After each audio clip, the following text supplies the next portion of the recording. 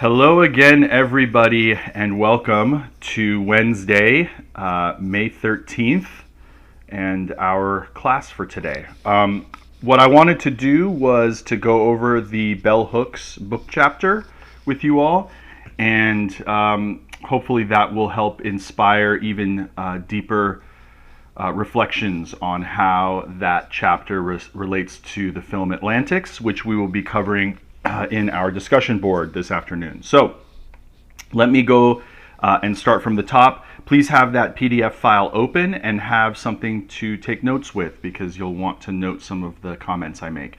And while you're getting those things prepared, I'll just take a moment and just send out some gratitude to you all. I was very grateful for the improvement that I have seen across so many of your PM's assignments over the last several days. Yesterday's really felt like a culmination of a process that you all have been on. I read many PMs that were really quite solid, working with Woman at War and the Jody Dean excerpts.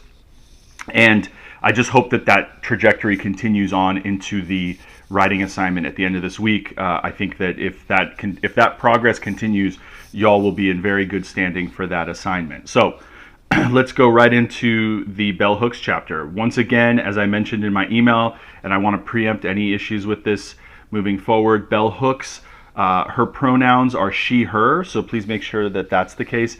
And also, please make sure to spell her name correctly with lowercase lettering. So the B and the H are both lowercase.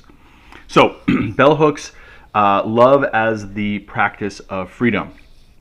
So I think the first thing to note in the way that she writes, and I'm sure many of you probably already saw this or acknowledged this, is that unlike the dispassionate analysis and the more systematic kind of analysis that we get from folks like Zizek, folks like Fraser and Denning, and even a little bit with Jody Dean, although I mentioned yesterday that Jody Dean is somewhat of a pivot in the direction of bell hooks.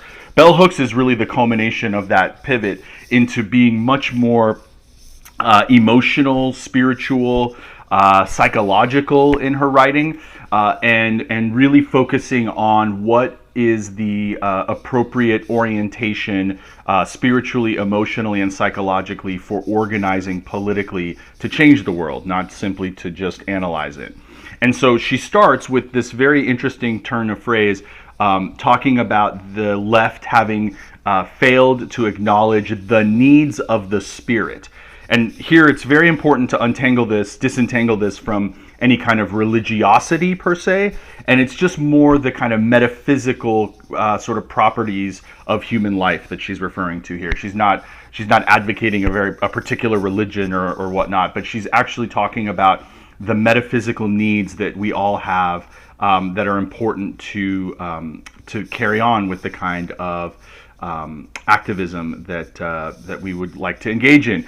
And she even references this term, a culture of conversion, which I think is an interesting one as well. Note again that sort of religiously tinged language. And what she's talking about there, this is on 243, the very beginning of the chapter, is that really these are important components to any successful liberation movement. Spiritual needs being met and having a culture of conversion. Because after all, you're going to need to convert people who might not be in some ways otherwise attuned to your politics. Moving on, she kind of references these contradictions within various sort of political movements of the past, the sexism in the civil rights movement, the racism in the white feminist circles, and she talks about how those all seem to come from the same root issue, which is a sort of selfishness, a sort of inability to see beyond one's most apparent struggle. And so what she says in the middle of 244 is that the key to unraveling that or unpacking that or transforming that is to recognize how these various forms of domination are interlocking and interdependent. That those two terms are right back to back in the middle of 244, and I think that's really her way of saying that you cannot understand racism without understanding sexism as part of it. You cannot understand, for that matter, sexism without understanding the racial components of sexism. And of course, when we're talking about capitalism, as she points out at the very end of the piece, you can't understand capitalism without understanding white supremacy and patriarchy as being fundamental components of the way capitalism operates. To continue on, she gets into this juxtaposition of MLK and Malcolm X, lest we get a little too carried away with what our society tends to do, which is to valorize and venerate Martin Luther King Jr., and at the same time sort of denigrate the image of Malcolm X. I think that bell hooks, it's important to note that she has a much more she has a way of, I think, nuancing that dichotomy, and I think it's very helpful for us to think about. She says very clearly that while Martin Luther King really embodied that love ethic, which she's very supportive of, there was a clear limit to what his movement could do because it was reformist.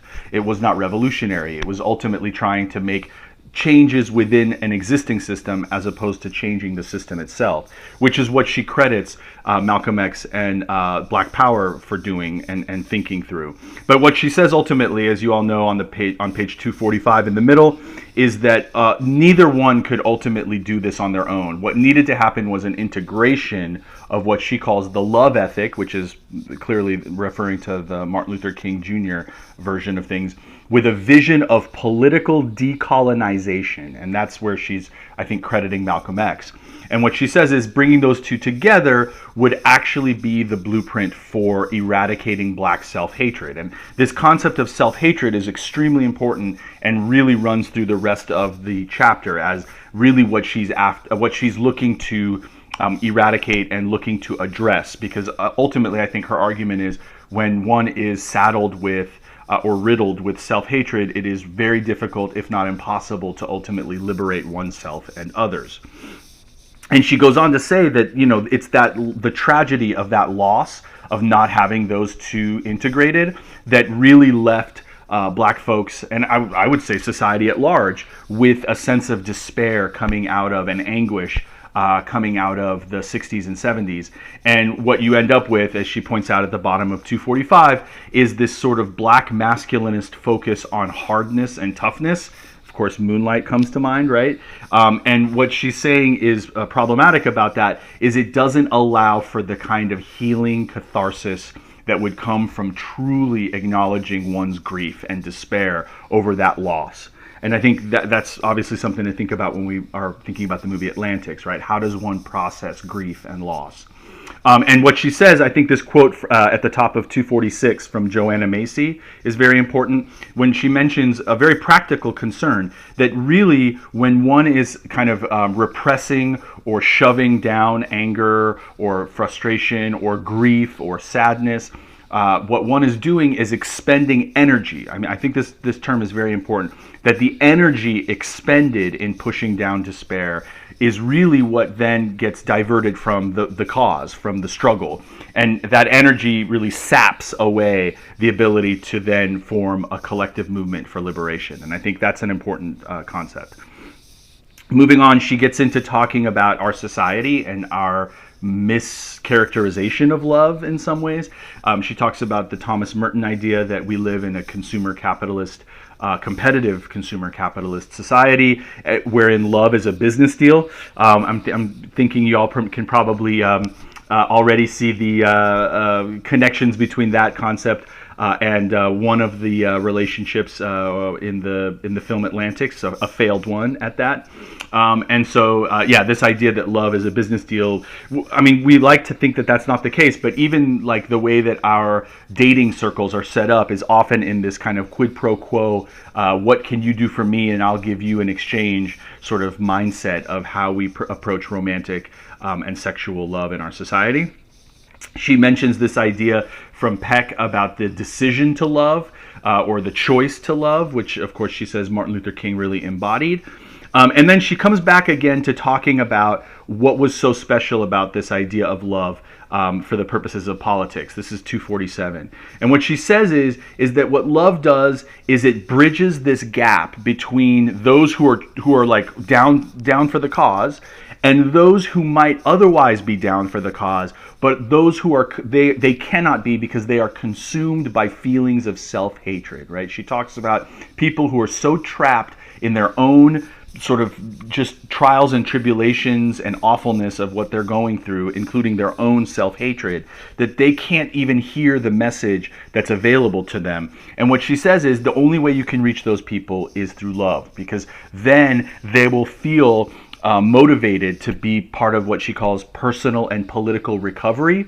And that becomes feeding the spirit, the needs of the spirit in the context of liberation struggle. So this is a very practical political strategy she's talking about. This isn't some pie in the sky kind of thing. She's very clear that it's using love and not using love, but approaching people with an ethic of love to convert them, note the language again, to convert them to your cause that really is successful, because you can really tap into all these populations and masses that are struggling with self-hatred otherwise. Moving to 248, I just think it's important to note in the middle of the page there, she mentions that that how to practice decolonization has to do with interrogating critically your location. And let me be very clear here what she means by location. She's not talking GPS. She's talking about, as she puts in the middle of 248 there, she says our locations, comma, and then she explains what she means by locations. The identities and allegiances that inform how we live our lives. That's what she means by locations, right? So our social locations, if you will, I think that's a better way of thinking about it.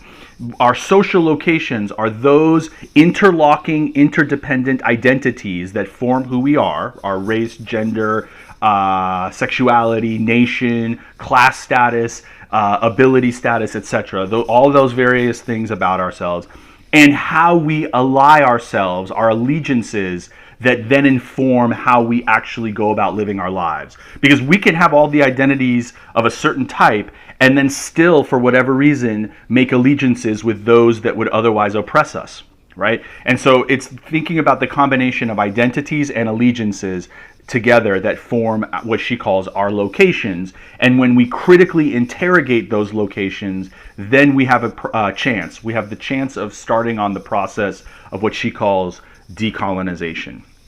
And then moving into 249, there's this idea of, by Joanna Macy, who's referenced here again, the weapons of compassion and insight. I love this pairing of what we might otherwise refer to as a very violent militaristic term of weapons, but when you marry it with compassion and insight, what you have is really the sort of the sort of combination, if you will, the hybrid of something that might otherwise be thought of as a very aggressive kind of strategy, weaponry, with, of course, the incredibly loving and in some ways softening energy, vulnerability energy of compassion and insight.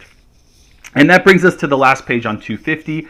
This term that I was referencing earlier, I made sort of a foreshadowing to it earlier, that I think is so characteristic of Bell Hooks' writing, and it's a very powerful term that I like to use myself when talking about our world: white supremacist capitalist patriarchy. So think about how that terminology, putting all those things together in one concept, in one phrase, really captures the totality of how our society operates as far as the domination, exclusion, exploitation that is built into it, like capturing the racial, gender, and class components all together.